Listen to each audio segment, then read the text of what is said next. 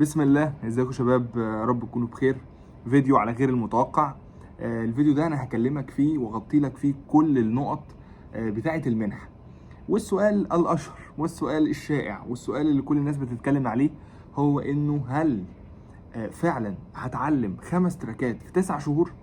سؤال يعني ممكن يخلي ناس كتير تشوف ان الموضوع مش سليم، تشوف ان الموضوع فيه مشكلة في حاجة. فخليني افهمك القصة كلها ونبدأ من الأول خالص. دلوقتي أنت شخص عندك 17 18 20 سنة، 25 سنة، 30، أيا كان سنك، متاح لك إيه في الدنيا؟ أنت بتتخرج من الكلية بتاعتك، بتدور على شغل بشهادتك. وكلنا عارفين، أو الفترات اللي فاتت أو السنين اللي فاتت عارفين إن قصة إن أنت تلاقي شغل بشهادتك الموضوع بيكون يعني صعب جدا، وبيكون في يعني ناس كتير جدا متخرجه من نفس الكليه انت متخرج منها، فبالتالي الفرص بتكون قليله والعدد بيكون كبير جدا. وعارفين ان كليات زي حقوق وتجاره واداب وغيرهم، كليات تانية وكليه علوم وغيرهم، الشغل منهم صعب بسبب الاعداد والناس اللي بتتخرج كل سنه. فدي قصه مفروغ منها. فاصبح الناس كلها بتتجه، او اللي عايز يبقى حاجه لازم يتجه الى ان هو يتعلم تراك او يتعلم سكيل يقدر ان هو يقدم بيها على شغل ويشتغل بيها. فبقت الدماغ كلها بتروح لفين؟ بتروح للبرمجه، بتروح للتصميم، بتروح للمونتاج، بتروح لصناعه المحتوى، بتروح للتسويق، بتروح لاتعلم لغه. ده حق مشروع للناس، وان هي اي حد يقدر يتعلم حاجه زي كده ويبدا ان هو يطور نفسه ويشتغل منها. طيب، فبتيجي بيحصل بقى حاجه هنا، بتيجي عايز تشوف مصادر تذاكر منها او كورسات، عشان انت ما اتعلمتش الكلام ده في المدارس، وطبيعي المدارس مش هتديك الحاجات دي كلها. فبتعمل ايه؟ فبقى عندك حلين: يا اما هتروح تاخد كورسات بمبالغ عشان تاخد كورس من 5000 ل 10000 جنيه، ويا عالم التراك اللي انت داخله ده انت اصلا هتحبه ولا لا. وهتجرب اول شهر شهرين. طب لو التراك ما حبيتوش هتقابل مشكله في انك دفعت فلوس، فهتبقى مكمل غصب عنك، وفي نفس الوقت انت مش حابه، وبالتالي مش هتلاقي شغل منه لان انت مش هتبذل فيه مجهود طالما انت مش حابب الشيء. والحاجه التانيه وهو انك ممكن حد يقول لك يا عم ذاكر من اليوتيوب. اليوتيوب يا عم هيخليك تذاكر وبدون ما تدفع فلوس. طيب، هتقابل مشاكل، وهي مشاكل انك لوحدك، انك ما عندكش حد، انت مش عارف تدير الدنيا. هتقابل صعوبات كبيره جدا، هتقابل سلبيات كبيره جدا، مش هتبقى عارف اللي بتعمله صح ولا غلط. في نفس الوقت التسويف في الوقت، في نفس الوقت الالتزام والانضباط الذاتي ده من اصعب الحاجات في الكون، انك تنضبط على حاجه اكتر من سنه. ماشي، انت ممكن تنضبط عليها يومين وتفرح وتتبسط، بس عشان تستمر موضوع صعب جدا. طيب، فبتقابل المشكلتين: مشكله هنا الفلوس، ومشكله هنا التسويف، ومشكله انك بتخش تقابل حاجات مصادر كتير جدا وتشتت على اليوتيوب. هل ده وحش او ده وحش؟ الاتنين اجمد من بعض، يعني الاتنين ما شاء الله الله اكبر، ربنا يكرم اللي بيعمل ده ويكرم اللي بيعمل ده. فاللي بيعمل مجانا فهو خير ليه في الدنيا، ماشي، وحاجه لا توصف بكلام. ولكن هي اكيد ليها سلبيات، القله فقط هي اللي بتعرف تديرها. يعني لما تلاقي من كل 10 او من كل 100 فرد، هتلاقي انه فقط لو قلنا من 10 اشخاص تلاقي شخص واحد هو اللي قادر يدير الدنيا من على اليوتيوب، او يديرها لوحده من كورسات مسجله، خصوصا لو بعيد عن المجال وما يعرفش اي حاجه في اي تراك على فكره. طيب، هل صعب ان انا اخش على اليوتيوب واكتب عايز اتعلم كذا، اتعلم مونتاج، عايز اتعلم تسويق، هيطلع لك كورسات كتير جدا. الفكره انه احنا بنبقى عايزين ناتج في النهايه، مش عايز ان انا الاقي الحاجه وخلاص، ما انا هلاقيها في كل حته. فين الناتج بقى؟ هو ده اللي انا ببقى عايزه. طيب، فخلاصه الكلام في النقطه دي، فانا بقول لك لما جيت اقترحت المنحه او كده، كانت فكرتها انه يا جماعه انا هدي لك 4 تراكات. الاربع تراكات دول هيبقى في فرصه انك تجربهم، هيبقى في فرصه انك ما تدفعش فلوس يعتبر خالص، ده شبه مجانا، انك بتتكلم في 250 جنيه. فالنهارده انا بتكلم في 250 جنيه دي، انت ممكن التيشيرت اللي انت تتفرج على الفيديو وانت لابسه هتلاقيه اغلى من 250 جنيه. يعني التيشيرت اللي انا لابسه هتلاقيه اغلى، ماشي. فدي مش فلوس، فانت بتخش تجرب وبتشوف الدنيا. بتجرب مثلا، انا هاجي لك في التراكات والقصص دي كلها، ولكن انت بتجرب تراك ما عجبكش بتجرب التاني، ما عجبكش بتجرب التالت.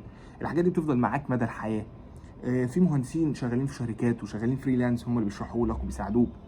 فالموضوع المقصود منه انه اخش اجرب، انا مش خسران اي حاجه، لان في نفس الوقت انا لو رحت على اليوتيوب هقابل مشاكل، ولو رحت خدت كورسات بفلوس كبيره جدا انا محتاج اكون مقرر قرار واحد، وده صعب جدا مع تعدد المصادر والتشتت.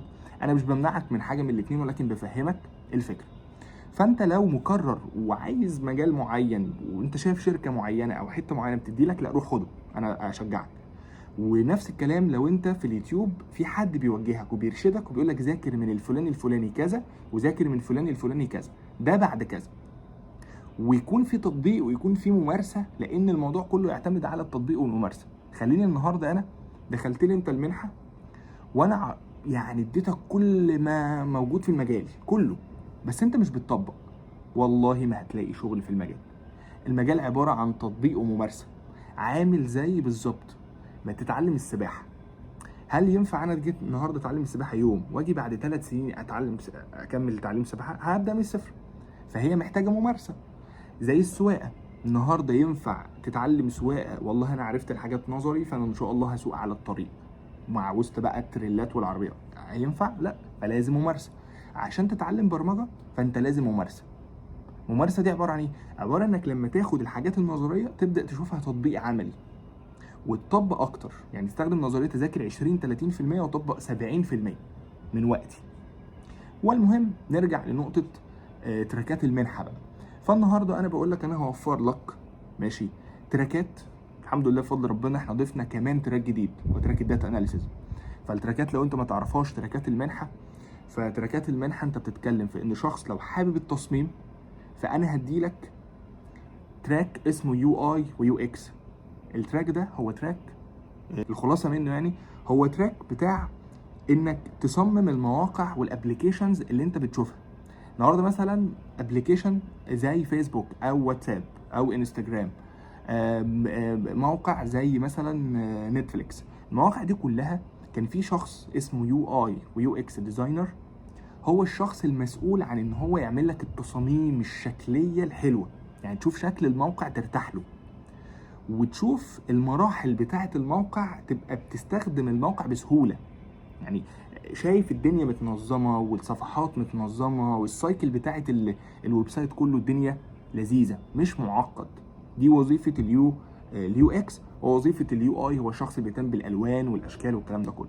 دي وظيفه مطلوبه في اي شركه النهارده، سواء عالميه اوروبيه اي حته اسيويه افريقيه، كله. مفيش شركه النهارده مش محتاجه شخص يكون بيفهم في التصميم. طيب التراك التاني هو تراك الفرونت اند وتراك الباك اند، تراكين التاني والتالت. التراكات دي هي تراكات خاصه بانك تبرمج المواقع. واحد بيبرمجها من الشكل الخلفي الامامي، والتاني بيبرمجها من الشكل الخلفي. هقرب لك المثال. لو جيت دلوقتي قلت لك ان معايا عربيه، والعربيه دي يا عمي هي عربيه مرسيدس جامده جدا، فانت طبعا جيت شفت العربيه عجبتك، العربيه واو تحفه. فانك شفتها واو تحفه دي، يعني شفتها واو تحفه، هي شكل هتبقى يو اي، يعني الشكل بتاعها ده التصميم يو اي. طيب دخلت اتعاملت في العربيه وعمال تدوس على زرار الستارت وتحرك الطاره وتمسك الفتيس ومش عارف وتحرك المرايات، كل ده هو الشخص الفرونت اند اللي عمل لك اكشنز في العربيه قدرت تستخدم العربيه من خلالها. طيب الشخص الباك اند بقى هو اللي بيبرمج الموقع من الواجهه الخلفيه. ايه يا عم الخلفيه دي؟ بيهتم بتخزين بيانات العملاء، مين عمل عمليه دفع، مين اشترى كورس الفلاني، مين عمل تسجيل دخول، مين عمل بلوك، مين عمل، بيحفظ الداتا. الكلام ده ازاي على العربيه؟ مين اللي عمل الموتور بتاع العربيه، مين اللي اخترع الحته دي، مين اللي مخلي العربيه الحاجات اللي انت مش شايفها شغاله، هو الباك اند. فكده انت 3 تراكات. لو دخلنا في التراك الرابع، النهارده مفيش شركه ستارت اب عايز يبدا ما بيكونش ليه، لو بنتكلم في شركات خدميه فانت لازم تلاقي تراك الموبايل ابلكيشن. ايه تراك الموبايل ابلكيشن ده؟ تطبيق، بتعمل تطبيقات. لما هتلاقي النهارده موقع فيسبوك فليه تطبيق، لما هتلاقي مثلا واتساب هتلاقي واتساب ويب وتطبيق، هتلاقي انستجرام نفس الكلام، هتلاقي ابلكيشنز كتير زي جوميا زي امازون، كل حاجه، كل نتفليكس، هتلاقي الشركات كلها ليها ويب وليها موبايل. فالتراك الرابع هو الموبايل ابلكيشن، انك تبرمج ابلكيشنز تكون بتشتغل على اندرويد وعلى الاي او اس. كده 4 تراكات. ده كانت المنحه السابقه. الحمد لله بفضل ربنا ناس كتير دخلتها، وفي ناس اشتغلت منها في خلال 5 شهور. يعني احنا لسه بجد بنختم ال5 شهور والتراكات كلها على وشك الانتهاء. ضفنا في المنحه الجديده بقى تراك الداتا اناليسيس. وعلى فكره كل تراك من التراكات دي فيها حد متخصص، والحمد لله بفضل ربنا شغالين في شركات ومحترمه. طبعا معانا باشمهندس محمد عمر، معانا باشمهندس محمد ايهاب، معانا مهندس عمرو هلال ان شاء الله في الداتا اناليسيز قريب، معانا مهندس شوقي يا جماعه اللي شغال في شركه فودافون، اللي شغال في شركه المانيه من ريموتلي من هنا من مصر، واللي شغال في السعوديه، واللي شغال مين يا رب اللي ناقص. وطبعا باشمهندس محمد عمرو هلال شغال يعني من كتر الحاجات مش عارف اقول لك ايه. طبعا هو شغال في المنتور، شغال عنده شركته الخاصه اصلا في الذكاء الاصطناعي والداتا اناليسيز والداتا ساينس والحاجات دي كلها. طبعا هسيب لكم الحته دي، الناس دي كلها طبعا هعرفكم بيهم في اول محاضره. مع كل تراك بيبدا طبعا انت بتعرف الشخص اكتر، تتعرف عليه، وان شاء الله يفيدوكم باذن الله. طيب نرجع لنقطه مهمه جدا، وهي نقطه انه ازاي هندسه بامانه ربنا. انا بكلمك بامانه ربنا. فهندسه المنحه دي ازاي هتعلم منها ال5 تراكات في 9 شهور؟ كلمني بامانه لانه كلام لا يعقل. يعني حضرتك هتعملها ازاي دي؟ هقول لك بكل بساطه حاجه واحده هقولها لك هتفهم الفكره كلها. دلوقتي حضرتك مش هتخش تتعلم ال5 تخصصات او ال4 السابقا، هتتعلمهم ورا بعض. يعني ايه مش هتعلمهم ورا بعض؟ يعني حضرتك اقولها لك بالبلدي مفيش حد في الكوكب هيقدر انه يتعلم ال5 تراكات ولا حتى 3 تراكات ورا بعض في مش هقول لك في 9 شهور، في 9 سنين. انت اساسا مش هتعرف تعمل كده، لانه تخصص واحد اللي بتمسكه وبتتقنه وبتشتغل بيه وبتدور على شغل منه. مش هتعرف تاخد اكتر من تخصصين 3، ده اصلا في العام. يعني استحاله شخص يخش ياخد يو اي يو اكس، بعد كده يخش ياخد فرونت، بعد كده يخش ياخد باك، بعد كده يخش ياخد موبايل. هو حضرتك مين؟ هولاكو؟ الكلام ده مش موجود، ما ينفعش. امال ايه بقى؟ امال حضرتك قلت برضه 5 تراكات في 9 شهور. تعالى افهمك الفكره. اول حاجه انت بتخش بتدرس، مثلا خلينا نفترض انت بتدرس فرونت اند. فانا اتعلمت فرونت اند بعد ما خدت شهر تمهيدي، لو انا شخص ما عنديش اي خلفيه عن البرمجه. فدخلت والدنيا مشيت معايا وبتاع. بخش اتعلم فرونت اند، بتعلم لغه 2 3، بروح ضايف لك تراك بيوم زياده في الاسبوع زي تراك اليو اي واليو اكس. تراكين بيخدموا على بعض، يعني انك تعمل التصميم وتبرمجه، فالاثنين واحد. فالنهارده التراكين دول يخدموا على بعض، اقدر اتعلمهم مع بعض. بنيجي بعد 2.5 شهور 3 شهور كده لسه التراكات الباقيه ما اتفتحتش. يعني تراك الباك اند، تراك الموبايل ابلكيشن، تراك الداتا اناليسيز لسه ما اتفتحش. امال ايه اللي اتفتحوا؟ الفرونت، وفي وسط الفرونت اديتك اليو اي. ليه بقى؟ لانهم تراكين بيخدموا على بعض. في ناس هتعشق الموضوع وهتحب التراكين دول جدا، لان هي ناس بتحب الشكل، بتحب التصميم، بتحب الاكشنز اللي بتتم في صفحه الويب. هيبقى مبسوط جدا، هيقول لك انا هكمل دول، مش هاخد الباقي. يعني مش هاخد الباقي، يعني اخري هخش اخد نوليدج عن كل تراك، محاضره او 2 افهم دنيته، وده الشخص اللي انا بحبه. طيب جميل جدا.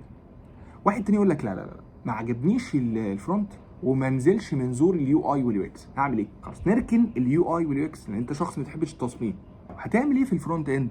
لازم اكون عشان اخش اتخصص في الباك اند، بالذات التراك اللي احنا بنبقى شغالين فيه اللي هو تراك اسمه نود جي اس، معتمد على لغه برمجه اسمها جافا سكريبت، واللغه دي هي اللي في الفرونت اند. فبنحتاج ندرس البيزكس بتاعتها في الفرونت، وبعده افتح لك تراك الباك اند. وساعتها هتبقى قادر تقرر انت ناوي تكمل فرونت فعلا ولا مش حابب تكمل فرونت. سواء كنت ده او ده فتقدر تكمل باك اند معاه، لانه يعتمد على نفس لغات البرمجه اللي موجوده في تراك الفرونت. فاروح اتعلم باك اند، حبيت الباك اكتر، انا عشقت الباك، خلاص ممكن افكس من الفرونت. طب واحد حب يبقى الاثنين، خلاص تبقى فول ستاك. موضوع مش معادله صعبه يعني. خلاص، وهتحتاج مجهود وهتبذل مجهود، بس هتبقى فرونت اند زائد باك اند، فتبقى حاجه اسمها فول ستاك. طب ابص على الموبايل؟ لا مش لازم، خلاص بقى. مش معنى اني موفر لك التورته كامله، يعني مش معنى اني موفر لك تورته جامده جدا ان لازم اخد من كل حاجه، لا. ممكن اكتفي بقطعه واحده منها وادوق واحده تكون نفس الطعم، ما تبوظش الطعم بتاعي. فممكن اتخصص في تراك زي الباك اند، بس ما ينفعش ابقى باك اند ويو اي ويو اكس، لان الاثنين ما بيخدموش على بعض. امال ينفع ابقى ايه؟ ينفع ابقى شخص مثلا فرونت اند ويو اي ويو اكس بيخدموا على بعض. ينفع ابقى شخص مثلا يا عم نفترض ما حبيتش الثلاثه دول وعايز اعمل ابلكيشنز، يعني هستنى قد ايه؟ والله بنستنى شهرين ثلاثه بفتح لك التراك. ليه بقى؟ لان مش عايزك تخش على الموبايل ابلكيشن على طول. ليه يا عمي؟ عشان عايزك تخش معاه في الفرونت اند. انا راجل طماع بحبك، عايزك معايا ماشي. طبعا بدخل لك الدنيا وبدخل لك الفكره كلها وبدخل لك لغات البرمجه، فبخلي الدنيا عندك مش بعيده عشان لما تخش اي تراك تاني تلاقي الدنيا ايه ظابطه معاك. تمام. طيب فالنهارده يا عم بعد شهرين ثلاثه حبيت اخش تراك الموبايل ابلكيشن وابعد عن الباقي، خلاص يلا بينا. ساعتها ان شاء الله في القادم باذن الله هفتح لك تراك الداتا اناليسيس. ساعتها لازم تختار قرار وتستحمل عواقبه. يعني ما ينفعش ان النهارده اخش فرونت، ده حلو جدا، طيب تمام، بعد كده اخش باك، ده جامد جدا، وانا معجب بكله بقى، ماشي معجب بده وبده وبده بكل تراكات، حضرتك مش هتوصل في النهايه لحاجه. لكن المفروض ايه الصح اللي تبقى عايزه؟ انك تحب تراك او اتنين يكونوا بيخدموا على بعض وتاخد قرار وتكمل فيه. يعني ايه اخد قرار واستحمل عواقبه؟ لازم تتعلم حاجه زي كده، ان انا خدت قرار زي الموبايل ابلكيشن واكمل فيه بقى. فما اقعدش ابص على ورقه غيري، والله ده بتوع الفرونت اشتغلوا، ده انا كنت فرونت كنت اشتغل. لا، انت لو كملت في الموبايل ابلكيشن وانت مبسوط وحابه ان شاء الله ربنا يكرمك. دي فكره ان انا هاخد ازاي 5 تراكات في 9 شهور عشان ابقى وضحتها للناس كلها. انت يا جماعه ما بتذاكرش الخمسه مع بعض ولا بتذاكرهم ورا بعض. زائد نعم، ونفترض انت واحد بيجرب، واحد صغير سنك صغير وعمال تجرب، فبتخش جربت مثلا تراك زي الموبايل ابلكيشن. اولا ما خسرتش حاجه ماديا لان ما بدفعتش حاجه يعتبر، فدخلت تراك زي الموبايل ابلكيشن وقلت اشوف اخره. وبعد 3 شهور قررت انه مش عاجبني. كانوا 3 شهور من الخبره، كانوا 3 شهور خدت خبره في حياتك. انت صغير في السن، مش واحد عايز يشتغل بكره. اللي عايز يشتغل بكره ما عندوش وقت انه يقعد يهزر ويجرب وشمال ويمين والكلام ده كله. ولكن لده او لده المحاضرات كلها موجوده مسجله معاك مدى الحياه. اذا النهارده انت عجبك تراك فلاني خير وبركه، ما عجبكش مفيش مشكله، التراكات التانيه بتبدا اكتر من مره وفي نفس الوقت بتبقى موجوده مسجله معاك مدى الحياه. فلو جينا اتكلمنا بالعقل انه منحه 9 شهور مش هدفع فيها حاجه وبجرب من بيتي ومش خسران ولا مواصلات ولا نازل ولا رايح ولا جاي ولا تعبان، معايا لابي او الكمبيوتر بتاعي، وابدا ان انا اتعلم حاجه وسكيل مطلوبه في السوق بشكل مش طبيعي، يعني مطلوبه محليا عالميا عربيا، يعني مطلوب في كل البلاد، امارات سعوديه كل البلاد اللي انت عايزها، بتقبض بكل العملات على حسب تطور دنيتك وشخصيتك وسنك والكلام ده كله. تعالى بقى اقول لك اخر بوينت اكلمك فيها. انا عارف ان الفيديو طويل ولكن انا اول مره اعمل لكم فيديو بهذا الطول، ولكن انا عايز الناس تفهم الفكره، لانه خلي بالكم والله اقولها لك جمله، لسه محدش عارف قيمه المنحه فعلا. يعني قيمه المنحه اكبر بكتير من اللي ظهر قدام الناس. طيب اخر بوينت، وهي بوينت ازاي استفاد من المنحه وكانها كورس يدفع فيه 200,000 جنيه. يعني انا جمله اوفر، يلا اوفر. ازاي بقى؟ تعال اقول لك. اول حاجه وهو انك لازم تبقى فاهم انه مفيش شخص بيشتغل وبينجح بيكون يعتمد على الجزء التكنيكال فقط. يعني مفيش حاجه اسمها انا كويس في البرمجه فقط. يعني اولا انت مش هتبقى كويس في البرمجه لو انت وحش في الحاجات اللي انا اقول لك عليها دي، مش هتبقى كويس اصلا. يعني صعب جدا انك تلاقي واحد وحش في كل حاجه وكويس في البرمجه يعني بس في حياته. لا، لازم يكون عقليتك نفسها تكون كويسه، في مرونه، تعرف تذاكر لوحدك، بتعرف تعمل سيرش لوحدك، الحاجات دي تكتسب مع الوقت. لازم تكون تعرف، يعني مش لازم، مش هقول لك لازم، مفيش حاجه اسمها ضروري، بس فكره انه يكون عندك نبذه عن حته ان انت تبريزنتيشن حاجه، سكيلز شخصيه في الحديث، في انك بتتكلم في السبيك، يعني تبقى يعني بتعرف تتكلم، تعرف تعرض فكرتك، عشان لما تخش انترفيو تعرف تتكلم، تعرف تعبر عن الحاجه اللي انت مذاكرها. لكن انا النهارده مذاكر بس مش عارف اتكلم، ما عنديش اي حاجه. طبعا يعني المذاكره لازم الاول عشان تعرف تتكلم. طيب اعمل ايه بقى؟ اولا نصيحه ليك، طور الانجليش بتاعك. دي يا عم نصيحه ليك انت، عشان انا شفت حاجات كتيره جدا قدامي ووظايف كتيره جدا بتضيع بسبب الانجليزي. يعني انك ممكن ما تكونش في السبيكنج افضل حاجه. طب اعمل ده ازاي؟ لازم تاخد كورسات فيه او تطور نفسك فيه. دي حاجه لا نقاش فيها، خلينا ما نتناقش فيها، خليك تقول لي تمام وزي الفل كمل. الحاجه الثانيه وهي تطوير شخصيتك. البرمجه الانجليزي الحاجات لما بتطور نفسك وبتاخد ثقه فشخصيتك بتتطور، ولكن انت محتاج طول الوقت بلاش طول الوقت، كلمه طول دي صعبه، خلينا اغلب الوقت انك تكون بتتفرج على حاجات نظيفه، بتتابع حاجات كويسه. يعني انا انصحك نصيحه لوجه الله، ما تتابعش الناس اللي على السوشيال ميديا مثلا. خلينا السوشيال ميديا دي بتاخد وقت كبير جدا من يومك، فما ينفعش يكون كل اللي بتابعه حمدي، سوري مش عايز اذكر اسامي، اكس كل البيضه من واي، سين ضرب صاد بالنار، مش عارف ايه. ما ينفعش يبقى ده كله اللي انا بتابعه. ما ينفعش يبقى اي حاجه بتضيع وقتي، بتحسسني باحباط، اي حاجه ملهاش اي لازمه في الكوكب وانا بتابعها. ماشي، شوف فيديوهات جايبه ارقام غريبه وناس عامله متابعه مش عارف على ايه. فما تكونش انت من الناس دي. امال اعمل ايه؟ تابع ناس تكون بتتكلم في عقليتهم عقليه نجاح، بتتكلم في فيديو. يا عم اقول لك حاجه، اديك فرق. يعني دلوقتي دخلت على اليوتيوب بتاعك، واول ما دخلت لقيت يوتيوب واحد بيتكلم عن الحماس والموتيفيشن، وانه بينصحك، وانه يقول لك مثلا قرب لربنا، بيقول لك مثلا اتعلم برمجه، بيقول لك انا اتعلمت ازاي، انا عملت ازاي، انا اشتغلت مش عارف ايه. دي حياه. واحد تاني اول ما بيخش على اليوتيوب بيلاقي فيديوهات كلها كوره، حسين الشحات برضو مش عايز نذكر اسامي، اكس ضرب واي، عمل مش عارف مع مين، بلاوي يعني حاجات غريبه، والقطه كلت المشمشيه ده مش هتقارن بده. يعني ده حياته رايحه في حياته، مش شرط بس ده حياته مؤشرها لذيذ، ده حياته مؤشرها زفت. فخليك مع ده. دي كده حاجه من ضمن الحاجات الناس انت بتتابعها على السوشيال ميديا، صدقني بتنقل لك افكار انت ممكن ما تكونش واخد بالك منها. هي بتنقل لك افكار، يعني هي بتخزن في بالك افكار، فحاول تنقي الافكار اللي هتخش على المدى البعيد انت مش متحكم فيها. طيب ايه كمان؟ طبعا لازم وانت بجانب المنحه لازم يكون في مصادر اخرى بتذاكر منها، ولكن المصادر دي تحتاجها عند اللزوم. يعني ايه عند اللزوم؟ عارف لما تروح تكشف عند الدكتور كده يقول لك تاخد حبايه عند اللزوم، مش تمشي على البرشام. هو البرشام ده مضر؟ لا، هو في الاصل مش مضر، بس انت لو مشيت عليه كل يوم مش وقت اللزوم هيبقى مضر.